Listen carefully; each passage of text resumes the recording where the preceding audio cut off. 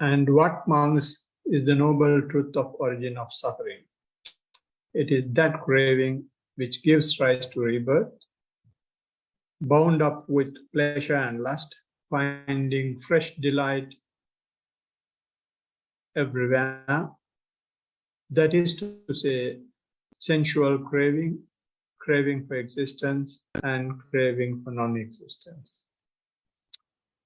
So, dear noble friends, we have selected the discourse on 4 foundations of mindfulness as the listening supportive factor for this particular session that we have on a weekly basis on Wednesdays. And in that discourse, as I remind every time, now we have come almost to the end of it. The teaching of noble truth by the Blessed One is his achievement, is his finding. After investing so much of energy, after practicing for a long time, the only thing he found was the 4 noble truths, which is truth of suffering, origin of suffering, and the cessation of suffering, and the path leading to the eradication of suffering. So, to find that, the Blessed One has started from where we are and from what we know, which is the body, and through which he has understood and he has realized the feelings, and then he has gone to a deeper layer, which we call the mind. And after mastering the mind, he has seen everything that's happening around us are phenomena, and he has classified, he has identified 5 such phenomena, both in the spiritual world and in the worldly sense. And they are hindrances, which we have discussed, which is sensual pleasure, ill will, sloth and torpor, restlessness and worry, and skeptical doubts. And then 5 clinging aggregates is another phenomena, which is form, feeling, perception, mental volition, and the consciousness. And the 6 sense bases, which are our sense faculties, ear, eye, ear, nose, etc. And then all these things are a deeper layers of body, layers of or mental phenomena that are taking place, except for the form in the clinging aggregates and the sense bases. So when you master these things, the only thing that you have got to master is that you see all these things are arising and passing away.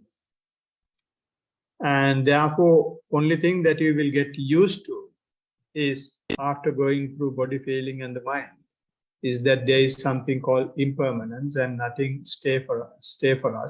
They appear and disappear. And we don't have simply patience to see this phenomena. So when something appears, if you like it, you want to hold it. And if you don't like it, you want to immediately get rid of that. So instead, what Blessed One says is, just keep observing, and you will see these phenomena will appear and pass away. So which we call impermanence. And for the same reason, you don't have anything to do with it. And whether you like it or not, you have no control over it, and it will appear and pass away. So during those two events, and people are doing all sorts of things. So that is what you will observe in this phenomenon. And if you get close to observing this phenomena, so far as yourself is concerned, that is your form, your feeling, your perceptions, and your mental volition and consciousness, then you have the ability, or you have the spiritual faculties that are necessary for the enlightenment.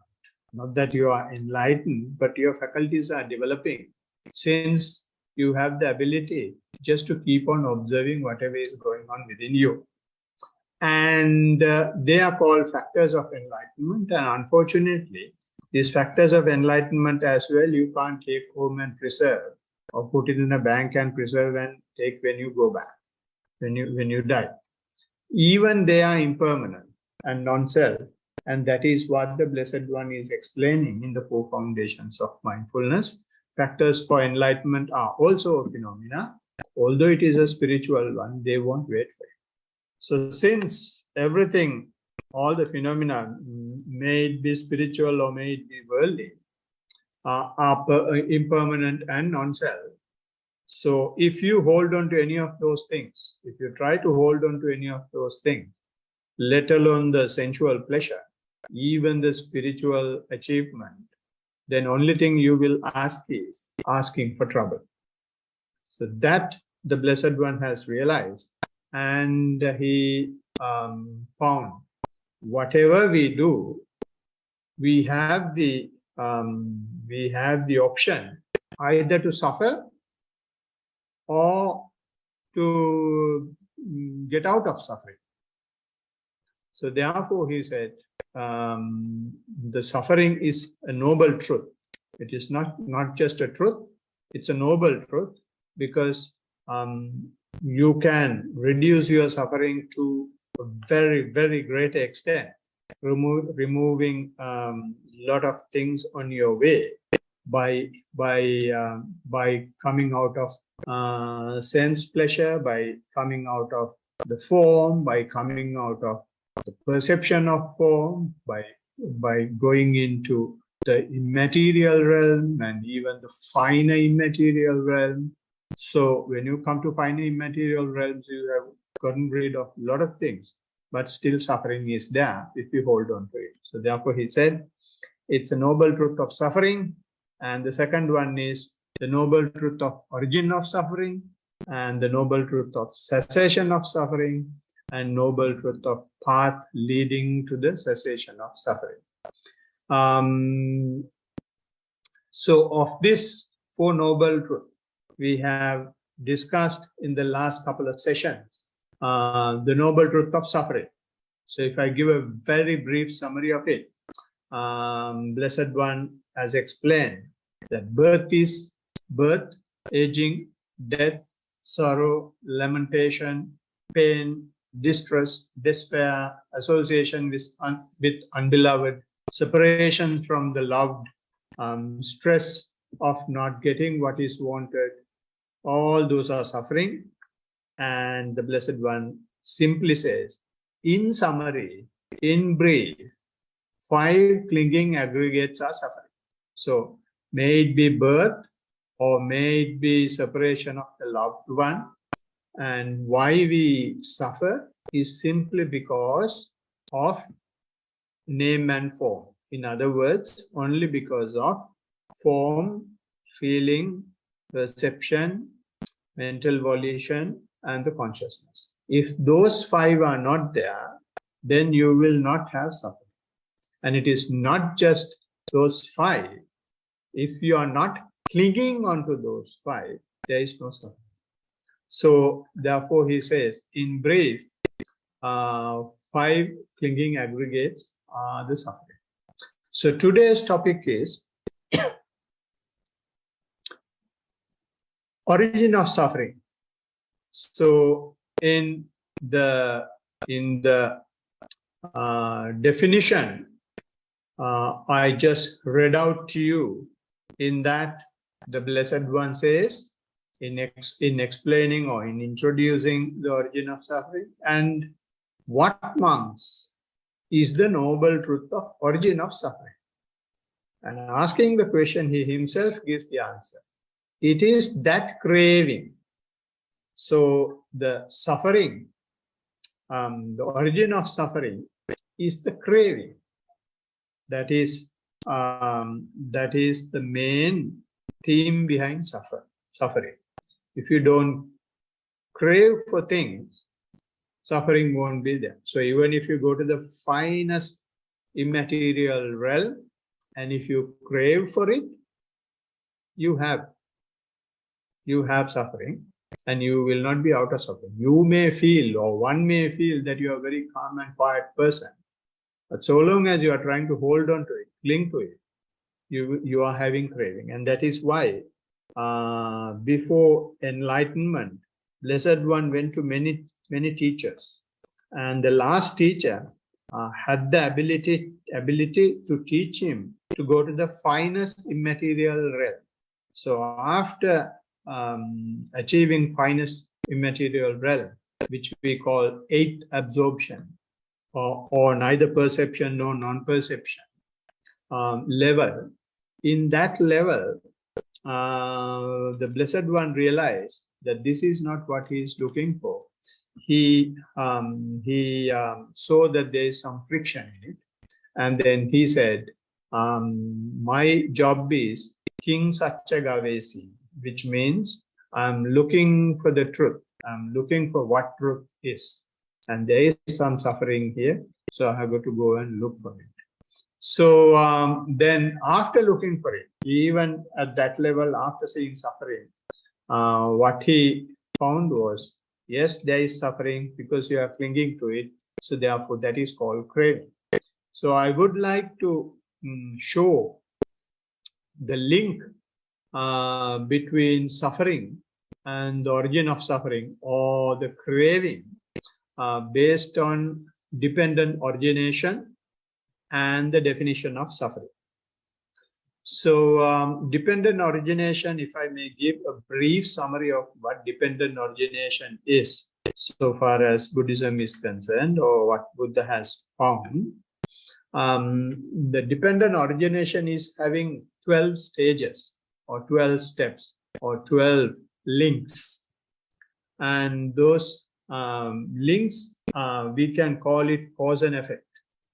That is the dependent origination. There is a cause, and because of that there is an effect, and that effect becomes the cause, and there will have another result, and that result becomes another cause, and there will have another result. Like that, it goes on as a chain, so that which we call dependent origination.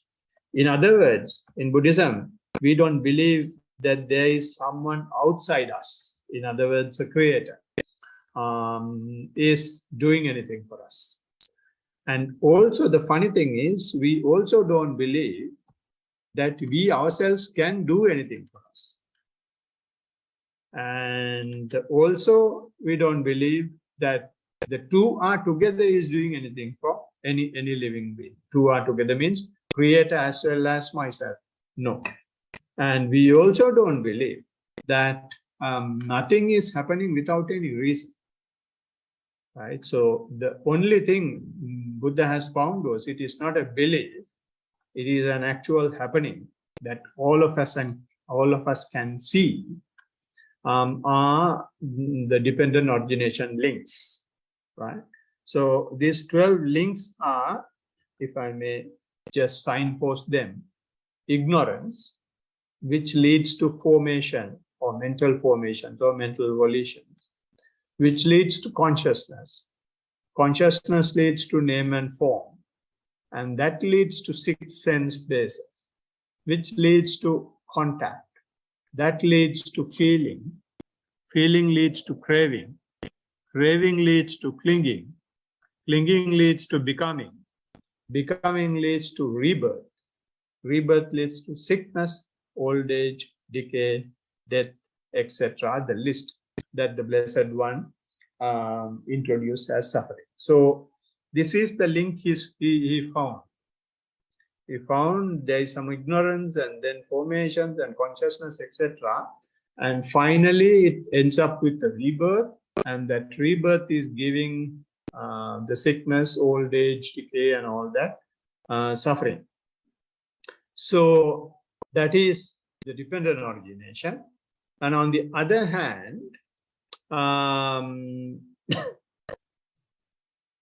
we have the definition of suffering, where the Blessed One says, in brief, 5 clinging aggregates are suffering. Right? So there are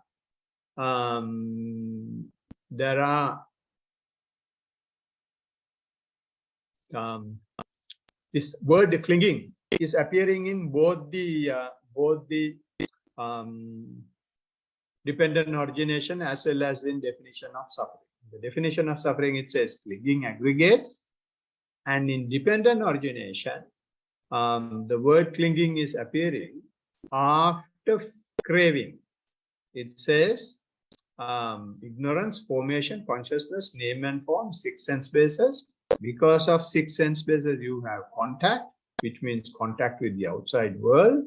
You can see, you can hear, and things like that. And that contact is leading to some sort of a feeling. When you have the feeling, you have the craving. Craving here does not mean you always like it. Craving means you look for the one thing you like. If you don't like, you will resist it. Even that is included in craving here. So because the feeling is giving rise to craving, and because of your craving, there will have clinging, right? So the clinging is appearing in therefore both the points, which is dependent origination and the suffering, and therefore we will have to get rid of clinging. We will have to avoid clinging. To avoid clinging, we will have to take out the reason for clinging. The reason for clinging is the craving, right? So this is why the Blessed One says origin of suffering is craving. Because you have craving, you have clinging. And when you cling on to, you don't cling on to a fence or something, you are clinging onto the 5 aggregates. So that is why the Blessed One says simply the suffering is clinging aggregates, clinging on aggregates. So with that link that the Blessed One has given, if we go a step further, the Blessed One says in the definition, it is not just craving. It is that craving. What craving? Craving which gives rise to birth. We call it pono bhavika. Craving bound up with pleasure and lust. Nandi saga rahagata. Nandi raga sahagata. Craving that gives great delight here and there, or wherever you go, right? So there is a type of craving that these 3 elements are attached to. Then only that craving becomes a suffering, right? So if these 3 elements are not attached, then that craving is not a problem. What I am saying is, so you may wonder, how can there be a craving without these things? Or how can we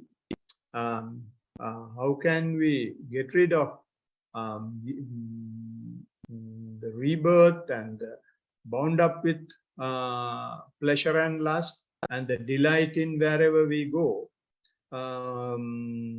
and remove craving? If we have any of these things, craving naturally will be there. That is the normal thinking, normal tendency. Craving means you like to have a new life. Not that you die and go for a rebirth. You always want to have a new life, new job, new shirt, new pant, new meal, right? So even that is in subtle sense is a rebirth so far as the mentality is concerned, and with that pleasure and lust comes, and then we are delighted in whatever we do. So how therefore We can have craving without this question. It's a reasonable question. How it will have is, and why the Blessed One using these words are because we need to have craving to come to the temple and do this sitting. We need to have some craving or some liking, stay at home and give up everything and practice. Sometimes on a daily basis, sometimes on a very regular basis. So that is also craving. That does not give rise to rebirth, pleasure and lust, and great delight. It's a U-turn from it. So therefore, he just not use the words craving and stop there. Is giving the qualifications and conditions that require the craving to become a suffering. So if we take these three words separately, the craving that gives rise to rebirth, or in other words, kono bhavika, this is something that the Blessed One mentioned at the very outset of his enlightenment. He had an utterance, a delightful utterance after enlightenment. And he said, I who have been seeking the builder of this house, which means the body, failing to attain enlightenment, which would enable me to find him, have wandered through innumerable births in the existence. To be born again and again is indeed a suffering. That is the first utterance he had immediately after attainment. And then the second one, he said, O house builder, you are seen, you shall build no house for me again. All your rafters are broken. Your roof tree is destroyed. My mind has reached the unconditioned, which is Nibbana. The end of craving has been attained. So if you look at the words, he says, wandered through the innumerable births, which means gives rise to birth, rebirth, kono bhavika, means that. And he says, to be born again and again is indeed a dukkha. So this is, he has seen the suffering in these rebirths. And then what he says is, in the second paragraph, my mind has reached the unconditioned, which means the end of craving. If you end the craving, the dependent origination cannot continue. You don't cling on to things. So that is the dependent origination is the conditioning. So that conditioning is destroyed when you destroy, depreciate your craving. So it's if you take that in practice, when you are doing your sitting practice, and maybe you are observing your breath. When you are observing your breath, after some times you can very clearly, very nicely see breath, and you are very happy and observing it. And gradually you see this fades away, and it will come to a stage where you can't feel it anymore. It will be non-perceivable. And when that happens, when someone has craving, he will take a deep breath, or the body will take the deep breath, because of that craving is sucked into our body and is lying in all the minute cells in our body.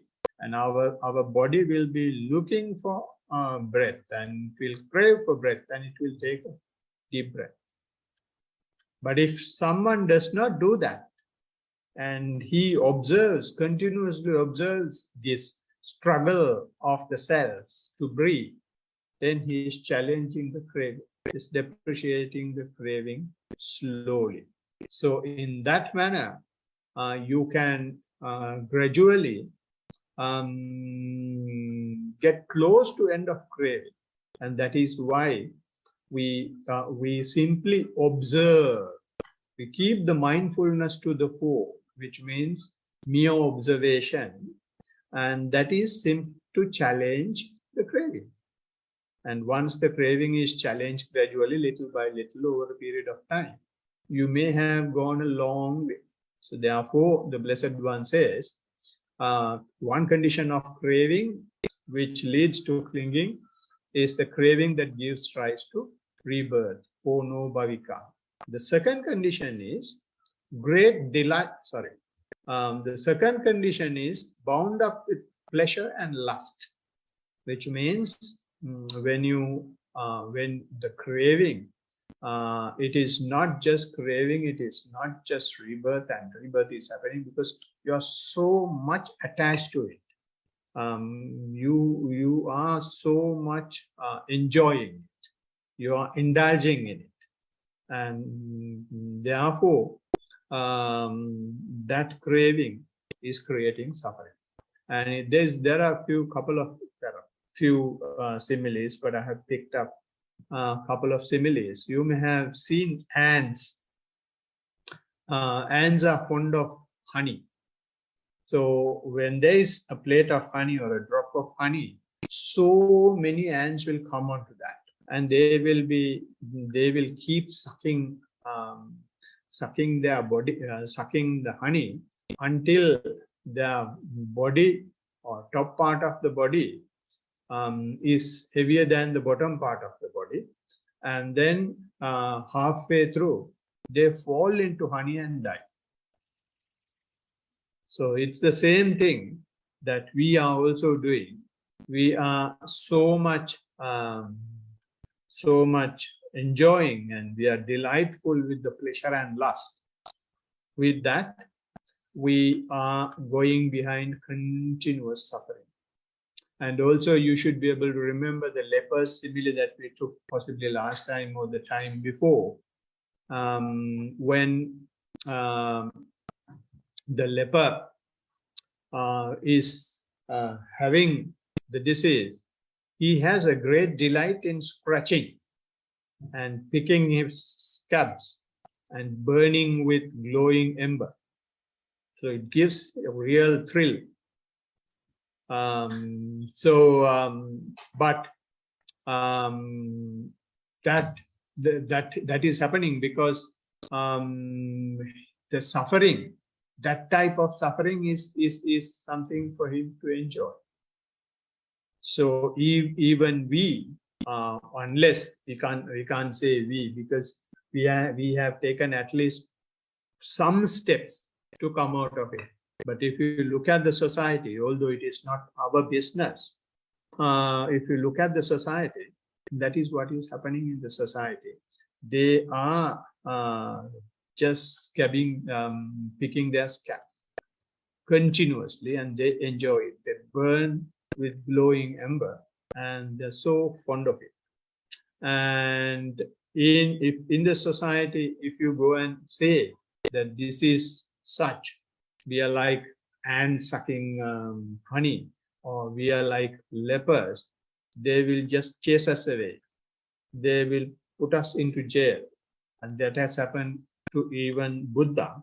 Buddha was not put into jail, but the reaction he had when he said his pleasure is putting us in trouble, so develop displeasure. To develop displeasure, keep the mindfulness to the fore. Not that you hate the pleasure, but you just understand that there is pleasure. With that, you will be having the pleasurable feeling, but you will not cling to that. That's the simple thing he said. He did not teach us hating the lust or hating the pleasure. He said, don't react to it. Don't get caught up in it. So when he said that, he was labeled as a destructor of the society. And he was labeled as idler. You are asking people not to do anything. What nonsense are you talking about? And he has been blasted. And he was labeled as an abortionist, because he's talking about the drawbacks of having the normal life. And he was labeled as a confused person, because he has given up such a luxurious palace, and he was the crown prince, He gave up and all that, and went onto the street with the begging bowl, and he was living with food that he gets on the bowl, and therefore a lot of people started thinking he's a confused person, and some of the teachings are also confused. So these are the terms that were used to label him when he said, or when he tried to promote displeasure. So we call them Vinasako, Akriyavado, Apagabbo, Ajubujjo. Those are the terms that were used to insult him. And that is the second condition to craving, which is the origin of suffering. There is another one, the third one. In the third one, it says, great delight in here and now, or great delight in here and there, or anywhere you go. And the Pali term is Tatra Tatra Abhinandani. Tatra Tatra means wherever you go. Abhinandani means delight. Abhi means great. Right? So you have great delight in wherever you go with craving. So it's like monkey trap. Monkey trap means those days in Himalayas, there are areas where monkeys or humans or no one can go. But there are areas where both humans and monkeys can go. And what the hunters do is they make a trap with some glue. We call it koholla, with glue, and they will make a human figure, live human figure, and then keep it under a tree. So the curious monkeys, there are some monkeys who are very cautious and they don't go close. So the curious monkeys will come close gradually, slowly, and then try to see what it is and to see who this is. And then what they do is they hit the glue trap with one hand and get stuck. And then he wants to come out of it. Then he keep the other hand and then try to pull the first one. And then both are stuck. And then he uses his leg and try to pull out. And then that is also stuck. And then use the fourth leg, stuck. And then he puts his head. And then he completely stuck to the trap. And then the hunters will come and finish the rest of it. That is what is happening to us as well. Great delight in whatever we do, wherever we go, and whatever happens when we have craving, and that is simply sucking us gradually deeper and deeper and deeper, and keep generating rebirth after rebirth, and we go in this cycle of existence which we call dependent origination. And this not only happens in the sensual world, it happens in the form as well. Suppose you are able to bring your attention, you come out of sensuality. I'm not going to explain how this is happening in sensuality because all of us have experienced it.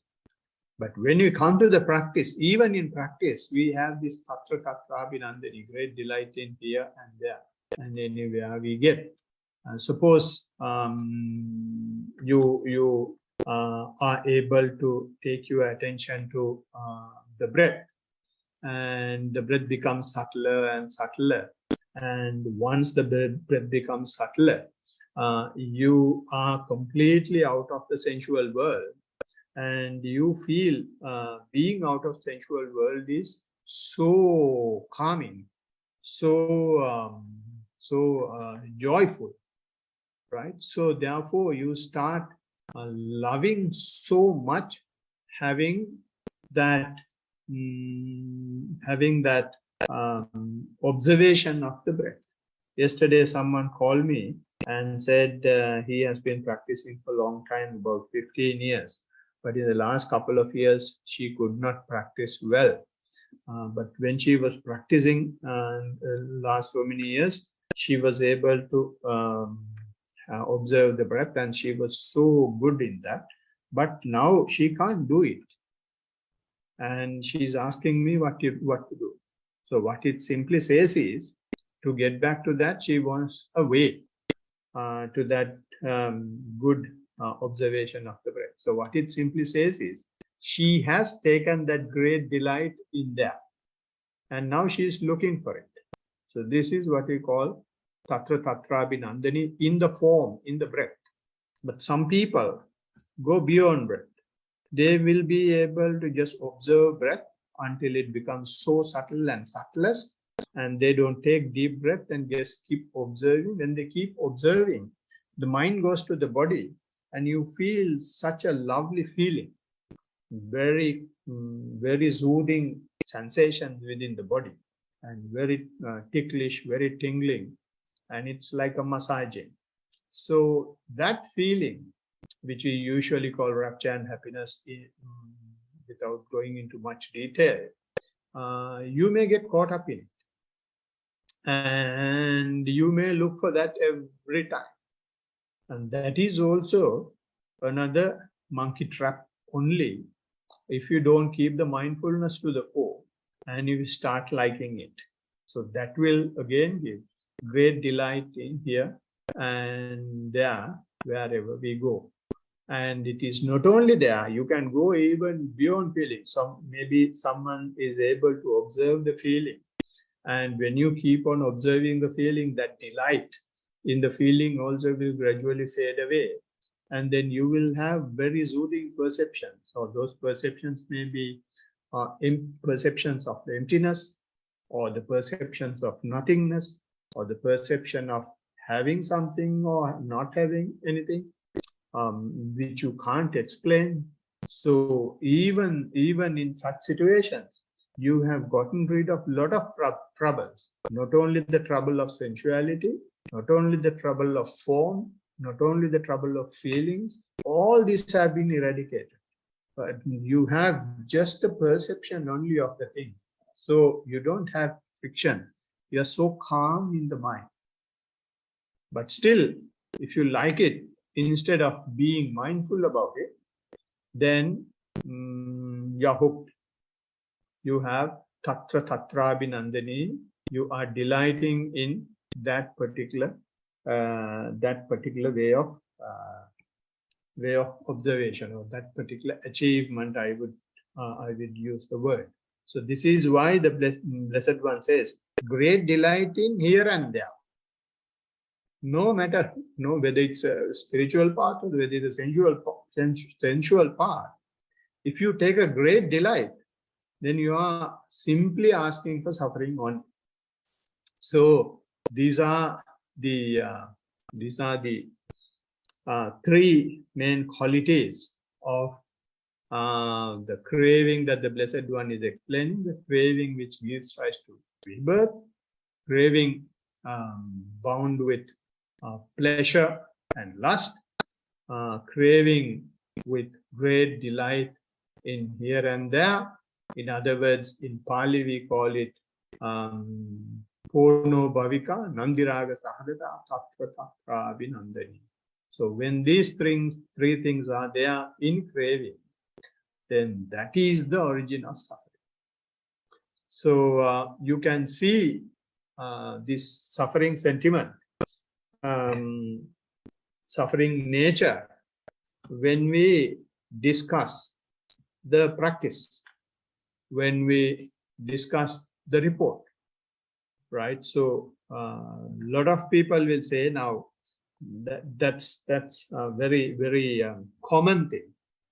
When you do your sitting practice, especially, you will have to sit for some time.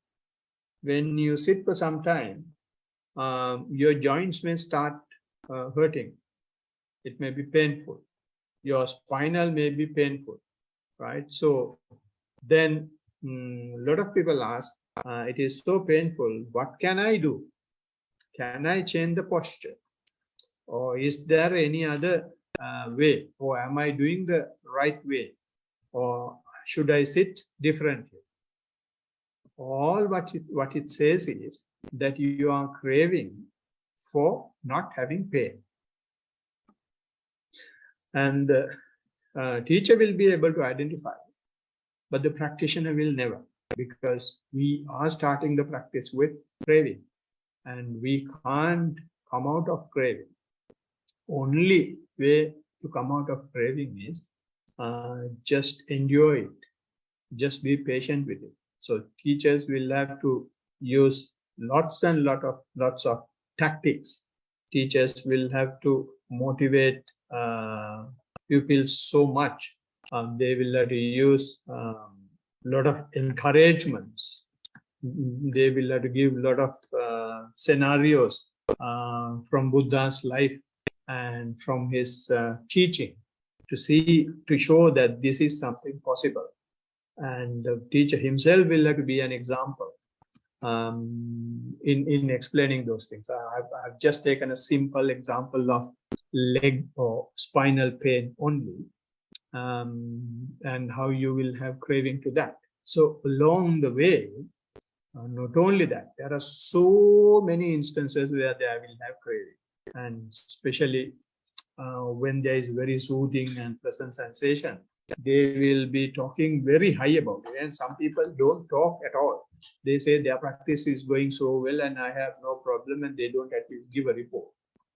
Right? So which means they keep enjoying it. It is very hard to correct them because they don't give a report. I remember my former wife, she was practicing very well, and she's good practitioner as well. But only thing she was doing was she was having some sort of absorption, and she goes to that and she enjoys it, and she argues with me as well when I say you will have to just be aware of it and just label it, and so that you can be aware and you will not get hooked on it. She keeps arguing with me, and she simply enjoys that and crave for it. And after arguing for about 7-8 months, and one day she said, it looks like what you are saying is correct. Because as soon as you become mindful to it, then you start seeing, then you are not hooked onto it, then you start seeing the shattering of that, the rising and passing away of it, the impermanent nature of it. So when you see that, then you get a bit upset. But that is where the mindfulness is necessary to understand. You were just enjoying it, and just because of mindfulness, you are now seeing your own craving, and then just observe. When the craving reduces, it is a bit painful because you are not holding on to it. You will have to give up. When you give something up, it is not easy. We know how difficult it is to give something to somebody. And if you give up your own thing that you have achieved, after giving up all the sensual pleasures, it is very hard, right? So therefore, in reporting, we have the ability to identify craving and identify the magnitude of it, and then help the practitioner to progress. And all this requires a lot of faith in the practice, in the teacher, and mainly in the person himself.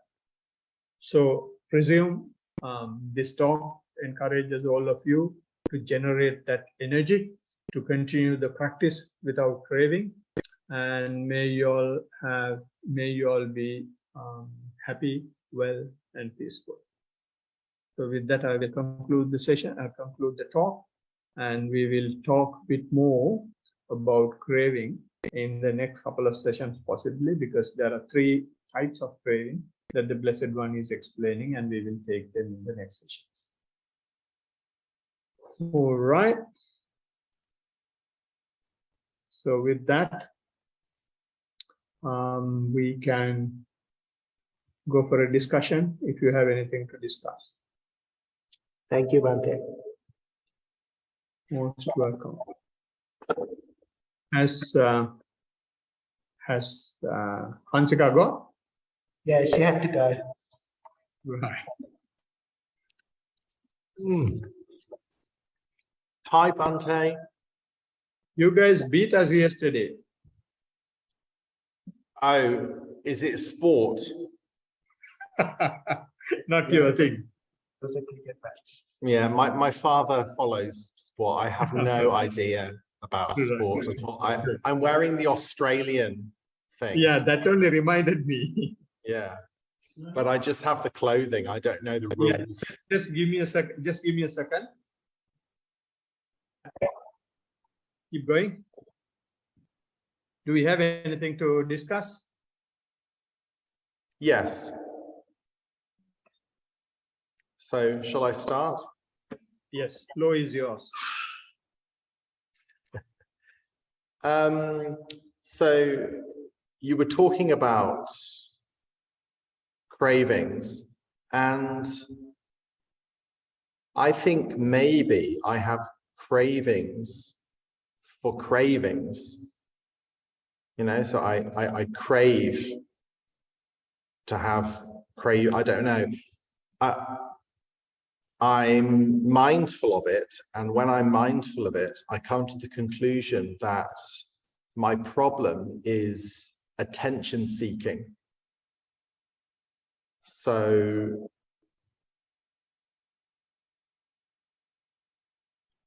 maybe I'm interested in having lots of problems because it gets me more attention.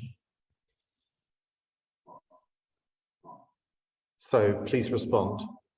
Yeah. Can you elaborate on it a bit? Could you give me an example? Well, I'm a lot more peaceful than I used to be. I used to have many more sexual cravings. I used to have many more cravings for alcohol. I used to have much more shopping addiction problems. So there are all of these cravings happening. And nowadays I have less of those. And yeah, that is good. But I feel a sadness because I get less attention from people because I'm more peaceful than I used to be. When I was chaotic and, you know, going on big adventures and buying loads of things, I got so much attention, and now I'm peaceful and better, really. I get less attention and I don't like it. Okay, very well explained. When you are mindful, what happens is your attention comes inward. When your attention comes inward, you start seeing the things that you do very vividly. So that is why you have seen that you have had a craving for girls and had a craving for liquor, or craving for partying and craving for clubbing and all those sorts of things. And it is natural. That is the world we live in. So unless we have technique or method to see whether it is correct or right, or whether it is good for me or bad for me, we will be in that. Now we are using the technique, and now because we use the technique, we have identified the problem. So seeing the problem is in itself an answer. Otherwise, we don't know the problem, but we look for answers. But in this case, in the case of mindfulness, when you bring the attention inward, you yourself has observed, and it is what the Blessed One has also mentioned, when you are mindful, these things happen. You get some moral shade. That's a word he's using. You get some moral fear. So with that, you naturally try to identify the least frictional path. You are so happy. You are so happy and peaceful when you are with yourself. But if you go outside, of course, you have attention. but there is a price to pay for it. And that price, not only physical and mental, and it is financial as well. But without any of those costs, you can be with yourself and attention with yourself and much higher peace. Right? So naturally, as you said, you are peaceful and you are out of those things to some extent. And not only you have observed the problem, understood the problem, and understanding the problem itself has given you the solutions naturally, and you have happily accepted them. But the issue now is our mind doesn't like it. Our mind always keeps coming and giving you billions and billions of suggestions and projections and promotions and things that you should do. That is because now your sensitivity is heightening up. You will have to be mindful of that as well. You are seeing a deeper layer of yourself, that you have done all these things to grab attention. So when you become aware of it, be mindful of that as well and have a small laugh at it. Here is the other side of mind. So this is the mental what you call stimulus for those other outside physical things that you have mentioned to get attention. So it's, for me, it's the solution. But the solution is also always in mindfulness. It is thinking. We see our bad side. Unless we see our bad side, we can never be good. That is where the world has gone wrong. Without seeing the bad side, they try to correct things, which is impartial. I mean, which is biased, not impartial, which is biased, and create havoc.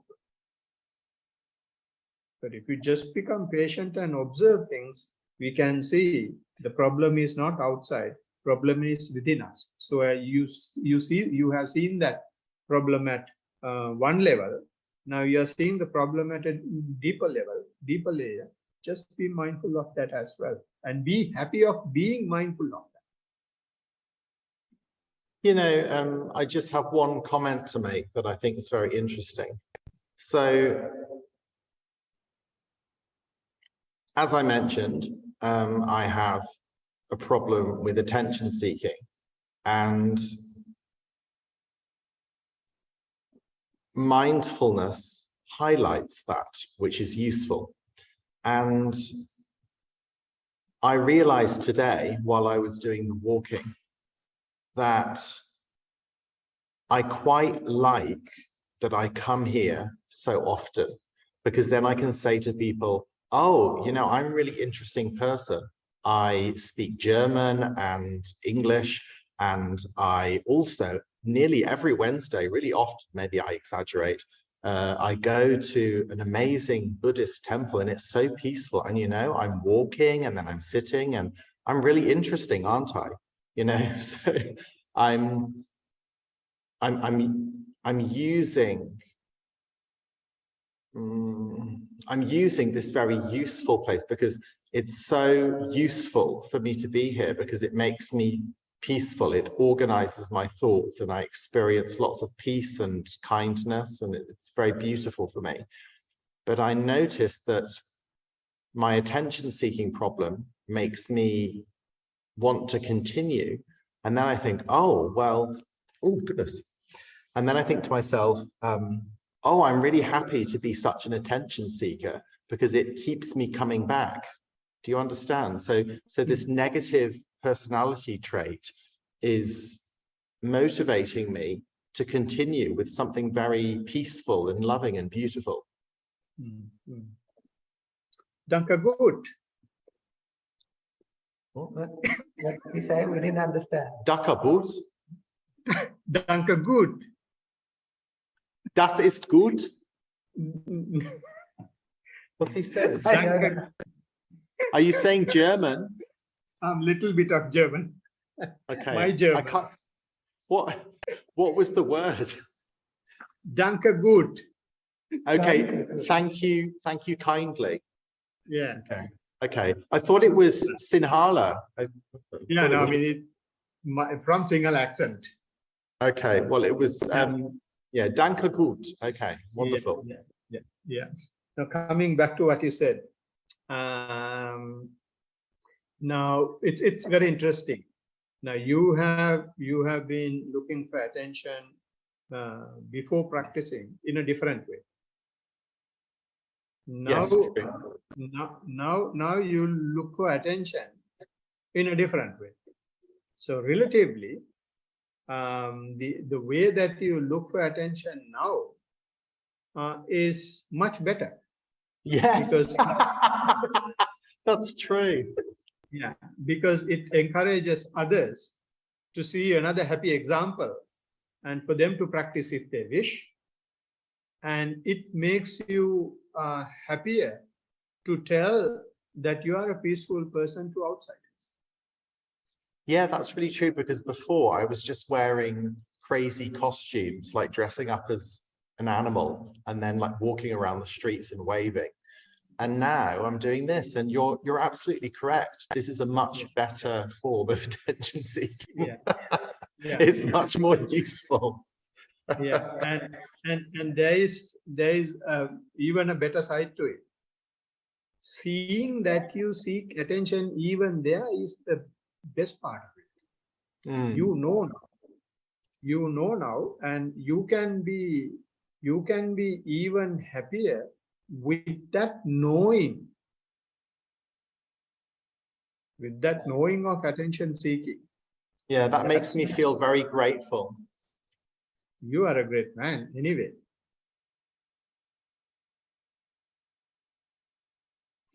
Yeah, so it's really wonderful to be here. It's good for increasing awareness. Yeah. No, thank you very much for coming, and it has given completely a different spectrum with your experience and the questions for the discussion. Thank you. Thank you. Anything? Okay, Bante. Yeah, Nilanta here. Bante, I just want to, actually, I was thinking to tell this last week, and then with the previous discussion, I bit motivated to tell it. I feel that I also have like this kind of when I go through this path, like this boring and the factor of become mindfulness to the forefront, it seems like I don't like it too much, because that's why even giving different excuses, I'm keeping it away from it. And like I have this theory, like I don't know, I just maybe made up, but it maybe it has a bit of a truth. Like the mindfulness factor of life is like is there.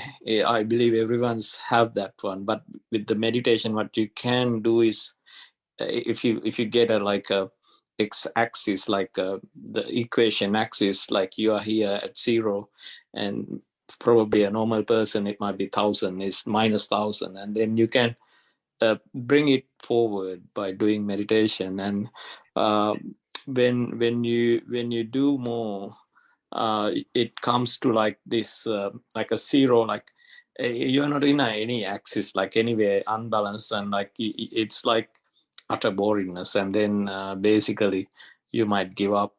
But the thing is, how do you get past that 0 mark? And I know that even focusing, like for example, the same example, attention seeking, I have like I believe it's normal human behavior.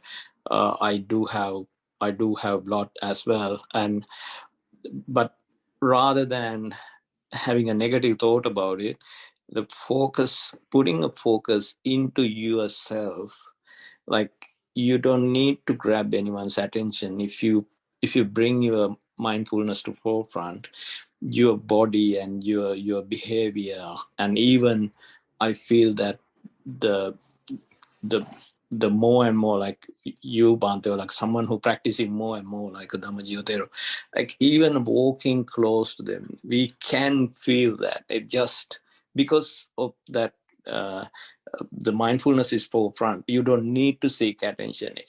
Obviously, everyone around it feel it how powerful you are, because not you're thinking anyone else, because you are so aware about yourself.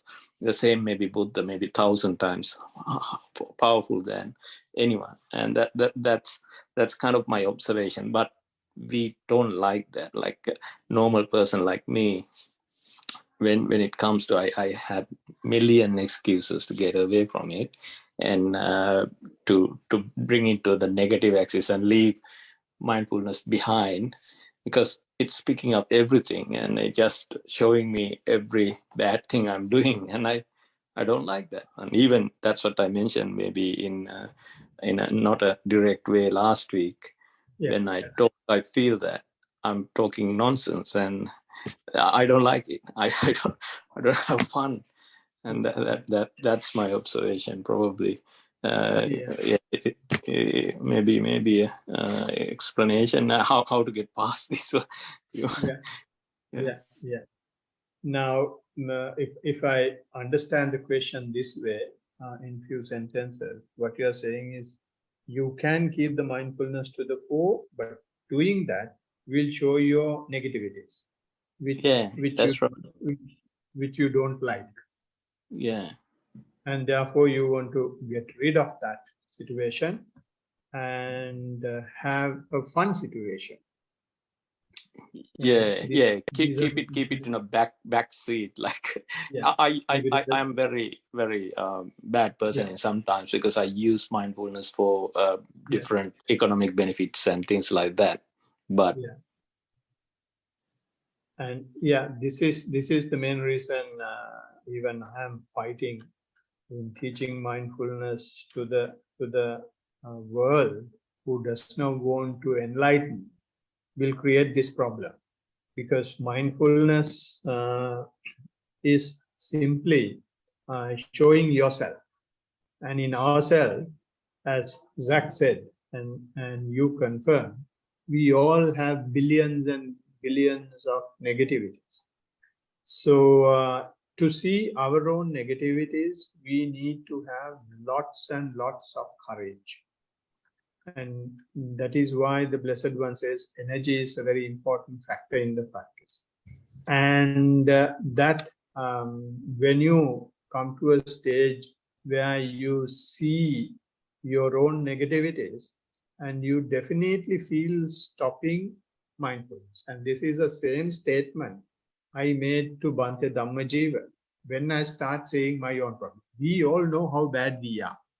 We all know inside how bad womanizer we have. I mean, we have how horrible murderer we have within us. We have what a big liar we are, what a big cheater we are. And we don't want to see that. We want to show, that rosy atmosphere in and around to everybody. But mindfulness is showing that you are not as rosy as you think. Then you really get upset. Why the hell I became mindful? Then that happens simply because of our craving, because we are looking for something. Therefore, the Blessed One, what he said was, we simply forget what his main teaching. Keep the mindfulness to the fore. When that happens, you can be mindful of that as well. Now, because of our getting delight in whatever we get, and the mindfulness is really showing our negativity, and what we will have to simply do is just take that flow of mindfulness and be mindful of that as well. Instead, we giving judgments, we giving interpretations, we giving classifications, we are doing all sorts of analysis to the negativities that we have, instead of being mindful. And in your case, you have gone beyond that as well, as you mentioned. you are going to a stage of boringness and stage of laziness, and that does not have any fun.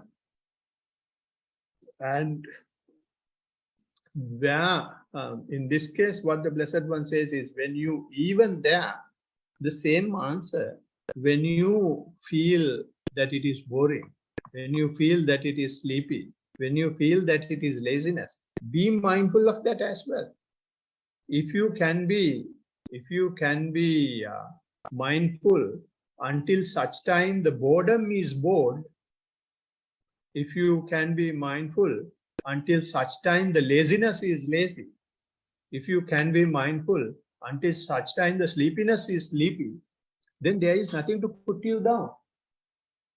So on our path, most of the time what we forget is, we think that keeping the mindfulness to the fore is only for a few seconds and then we forget it. No, it has to continue right through.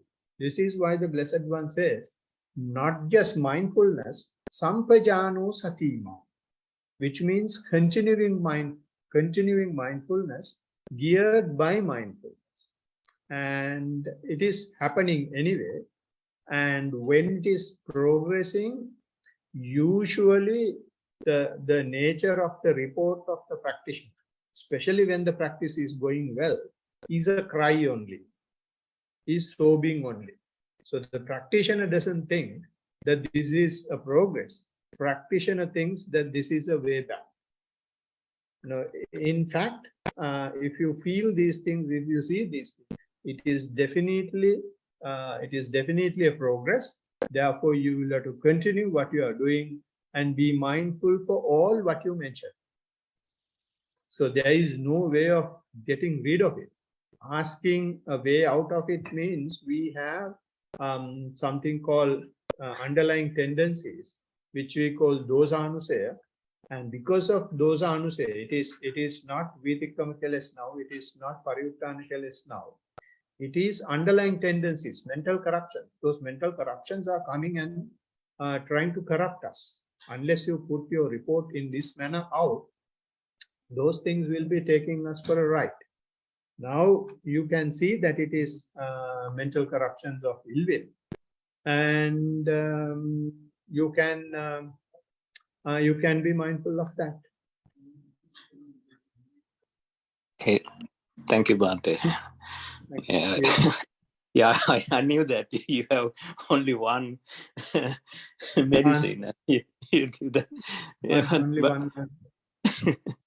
It's good. It's good. You're not giving millions of medicine. Like you give one. Like it's easy to focus and easy to remember, and what's you need to focus. Yeah. Thank you. No, we are so overwhelmed with the negativities coming up. So it's a natural tendency that we will forget mindfulness to the fore. It's nature, because we are full of craving, and when we break one layer of craving, the next layer of craving we have is even harder. So you'll have to have a very, very strong dynamite. And the dynamite that goes down is not just mindfulness, it is that continuing strength of mindfulness. So this is why the Blessed One says it is not asevati, not bhaveti, bahuli karoti. You will have to do it millions and millions and millions of times.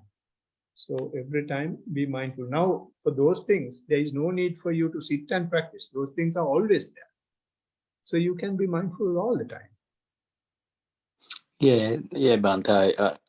I trying to do that. Like even when I go to work, it's like I try to increase it outside the practice, and that's what I'm doing. But its mind is very tricky. Like it brings very deep bad things in the fast, and it's trying to get throw things. Like I never thought those things will come after such a long time, and but it's a bit of a I don't know where those things stored actually. I never think I also always thinking like I might forget everything very quickly. But yeah, when you go deep, like you never realize that how many bad things and everything is stored in the mind and coming out. Yeah. No, even if you don't have bad things stored in the mind coming up, mind will create things. Yeah, Mind that's will create things, and just wait for that. And now you are talking about the things that you have done in. yeah. Oh yeah, that there's sceneries also there, like also Vitaka Vichara. Like I know that, but I have, because I go with those tools you teach. I know that before I go there, I know this is the next stage. During even one session, I could be from starting from pain, and then with this mental dialogues, and yeah, sometimes you will go complete journey, and sometimes if you don't get advice and you get away from it, you will be basically just stuck in cravings, and like yeah, it kind of like a one thought to other. It's there's different practices are different, but yeah, the main thing is not unhappy about it. Yeah. Yeah, One day is never be the same for the next day. yeah, exactly. All right. Anything else? Anybody else?